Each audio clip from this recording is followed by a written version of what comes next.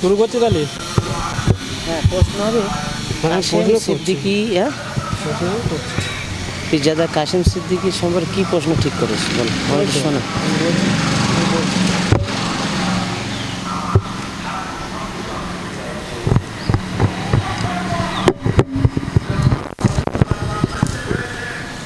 ফুরফুরা শরীফের পীরজাদা কাশেম সিদ্দিকী রাজ্য তৃণমূল কংগ্রেসের সাধারণ সম্পাদক হলেন, এই বিষয়ে কি বলবেন?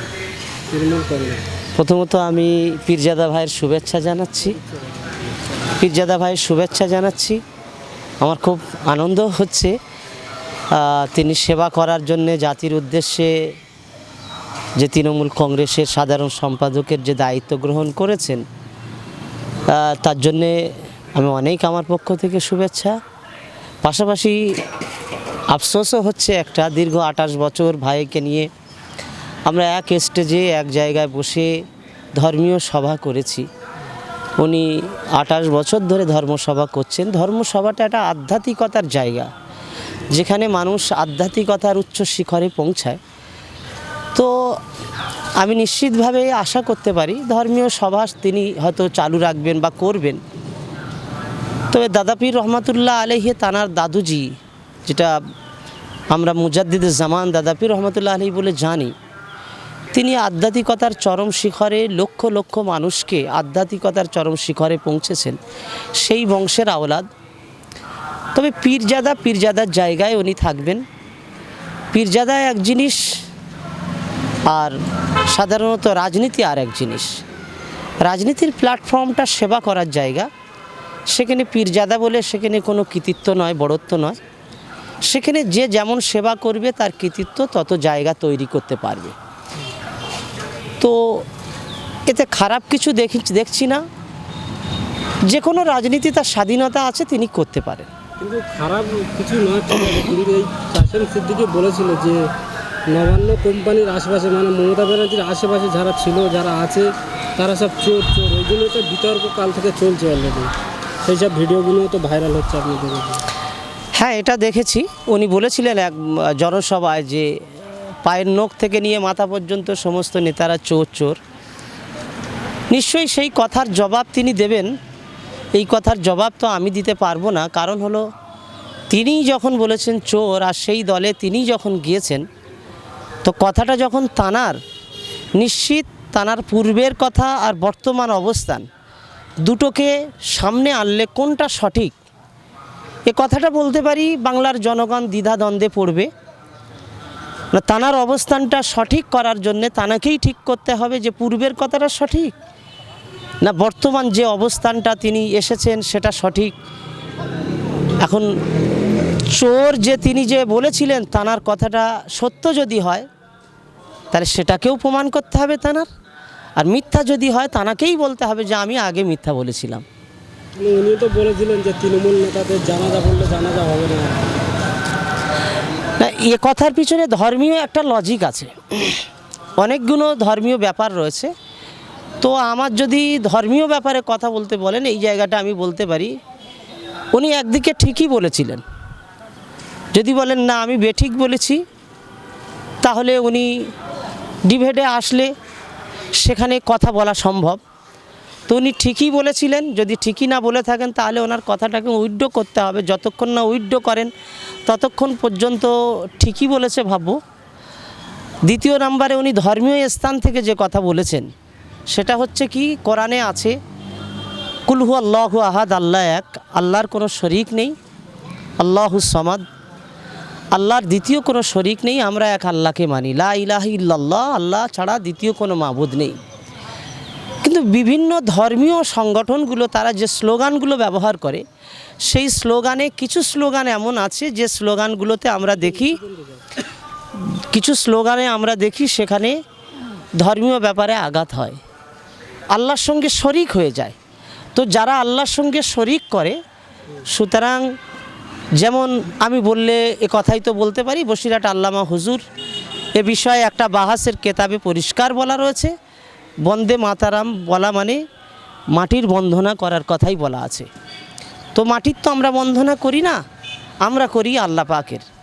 সুতরাং কেউ যদি মাটির বন্দনা করার কথা বলে তাহলে সে মুশরিক হয়ে যায়, শিরক করলো। তো একজন মুশরিকের জানাজা পড়া যায় না, এটা তো কথাটা তো সঠিক। এখন তো নিজেই তো তৃণমূল কংগ্রেসের নেতা ধরে ধরতে গেলে নিশ্চয়ই তার কাছে কোনো লজিক বা যুক্তি থাকতে পারে, তিনি অবশ্যই তার উপযুক্ত জবাব সামনে এনে দেবেন, উপযুক্ত বিষয়টা বলবেন, হয়তোবা তিনি সেইটা থেকে এড়িয়ে চলবেন, হতে পারে। 28 বছর তিনি জলসা করেছেন, সাধারণ মানুষের কোনো সেবা করতে পারেননি, এবারে নাকি করবে, রাজনীতি এসছে এবারে জনগণের সেবা করবে। এ কথাটা, সেবা করার মন চাইলে যে কোনো প্ল্যাটফর্ম থেকে সেবা করা যায়।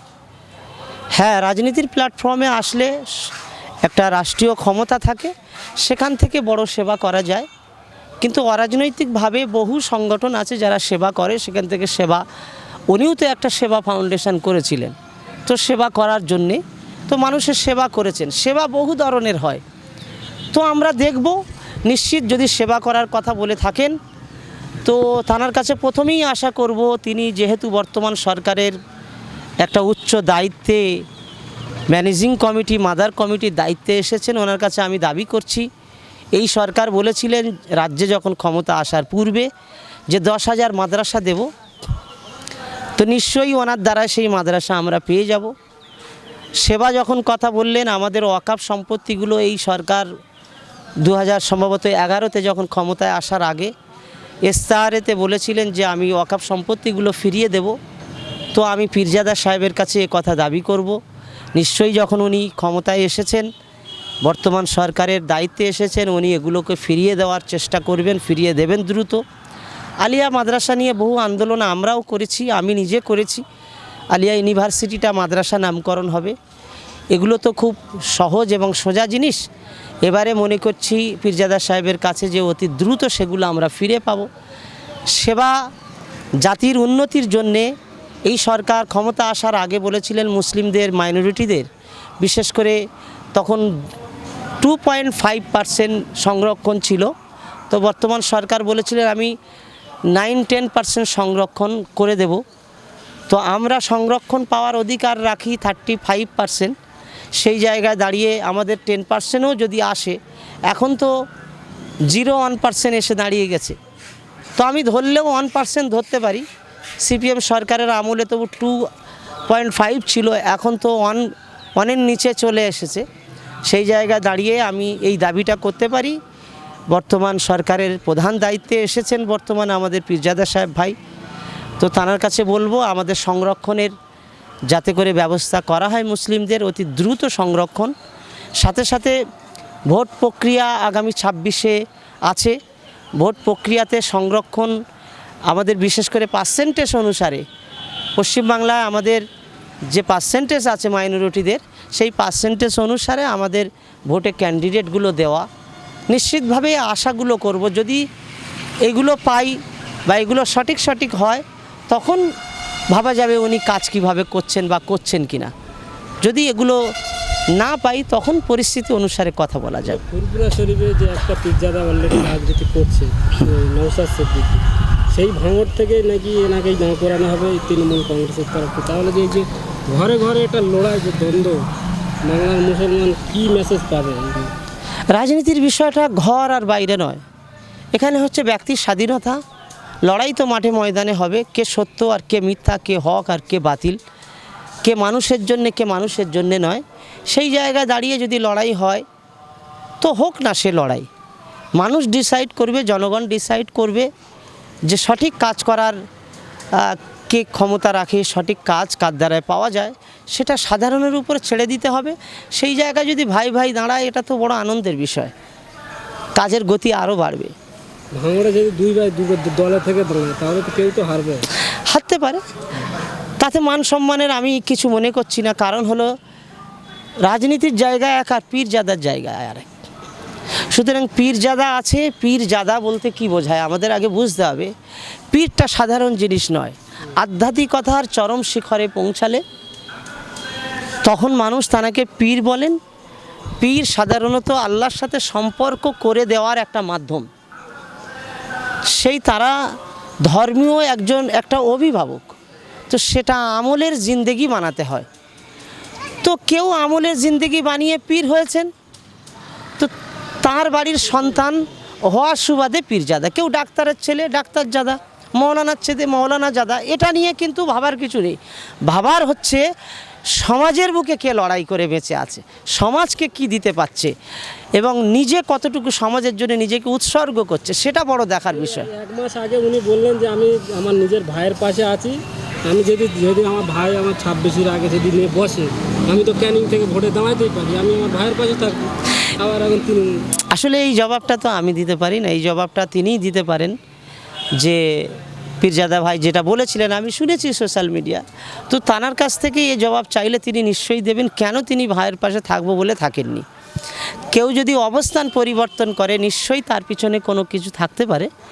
তো অবস্থান পরিবর্তন করার ব্যাপারে সেটা জনগণকে জানানোর তিনিই জানাতে পারেন, আমি তো আর ব্যক্তিগতভাবে জানাতে পারবো না। আগে যখন আনিসখানে নিয়ে আন্দোলন হয়, শিরোনামে ছিল এই কাজেম সিদ্দিকী, তারপরে নবান্ন বৈঠক করার পরে পুরো আন্দোলনটা চেপে যায়।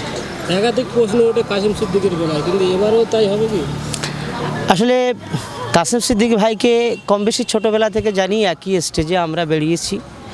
কাসেম সিদ্দিকী ভাইয়ের তার ব্যক্তিগত স্বাধীনতায় তিনি কোন পথে হাঁটবেন, কখন কোন পথে যাবেন, বাংলার মানুষ ওনাদেরকে একটা বিশ্বাস করে, ওলামা জগৎকে বিশ্বাস করে, ওলামাদের উপর আস্থা রাখে। যে কথাগুলো পূর্বে তিনি বলেছেন এক কথায়, সে আনিস খানের ব্যাপারে হোক, রাজ্যের অন্য কোনো ভালো মন্দ মানুষের পাশে দাঁড়াবার ক্ষেত্রে হোক, এইটুকু বলবো, বিগত দিনের কথা আর বর্তমানের কথা যদি এক না হয়, তাহলে মানুষ ডিসাইড করবে, মানুষ উত্তর দেবে তিনি সঠিক না বেঠিক। এই যে আপনার বসিরহাটেরও পীরজাদা একটা রাজনীতি আসছে, সে বিষয়ে কি খোবাইব আমিন সাহেব বসিরহাট পীরজাদা ভাইয়ের প্রতি আমার শুভেচ্ছা রইল। কংগ্রেসের দল থেকে এসেছেন। রাজনীতিটা হচ্ছে দেখেন সেবা করার একটা জায়গা, বড় জায়গা, এটা হচ্ছে ফরজে কেফা। এর আগে আমি বলেছি, এখানে কোনো খারাপ কিছু দেখিনি, আর কোনো দল খারাপ কিন্তু নয়। যে কোনো দল বলেন, কংগ্রেস বলেন, টিএমসি বলেন, যেগুলো সেকুলার দলগুলো আছে, সিপিএম বলেন, কংগ্রেস বলেন, টিএমসি বলেন, আইএসএফ বলেন, কোনো সেকুলার দলই খারাপ নয়, খারাপ হয় মানুষ। তো পীরজাদা ভাই খোবাইব আমিন তিনি যে দলে এসেছেন, তো সেবা করার জন্যে দল একটা মাধ্যম। তিনি যদি সঠিক আগামী দিনে তার সুযোগ তিনি যদি সঠিকভাবে অ্যাপ্লাই করেন, কাজ করেন, তো মানুষ তার পাশে থাকবে, এইটুকু বলতে পারে। বলে যে আলেম ওলামাদের যে রাজনীতি আসা উচিত, এই আস্তে আস্তে যেভাবে আলেম ওলামার রাজনীতিতে আসে, কি বলবো 26-এর আগে? এটা খুবই আনন্দের বিষয়। আলেম ওলামা বেশি বেশি আসা উচিত এবং আসা দরকার। সবাইকে যে আসতে হবে এমনটি নয়, তবে আসা উচিত। কারণ হলো সমাজ যদি আমরা সুন্দর চাই, সুন্দর মানুষগুলোকে আসতে হবে, যাদের কথায় কাজে প্রত্যেকটা মিল আছে তাদেরকে আসতে হবে। এবং মানুষ ভরসা করবে কীভাবে? মানুষ তো ভরসা করবে একটা সৎ আদর্শবান মানুষের, তাই না? দেখেন একজন মানুষ মদখোর, জেনাখোর, গান বাজনা ইত্যাদি যে সমস্ত মানুষগুলো আছে, এই সমস্ত মানুষদের উপরে কিভাবে ভরসা করা যায়? যে মানুষগুলো সমাজের বুকে যাদের প্রতি আস্থা রাখা যায়, যারা স্বচ্ছ সমাজকে সুন্দর করবে, যারা অন্যায় অপরাধ মুক্ত সমাজ গড়বে, তারা যত বেশি আসবে, তো তাদের প্রতি আস্থা রাখা যাবে এবং আরও সুন্দর। ওলামাদেরকে বলবো আপনারা এভাবেই ঝাঁপিয়ে পড়ুন, সমাজ দিন দিন আরও সুন্দর দিকে আগাবে। আমি মোহাম্মদ আমানুল্লাহ, পশ্চিমবঙ্গ ওলামা বোর্ডের ডিরেক্টরের দায়িত্বে আছি।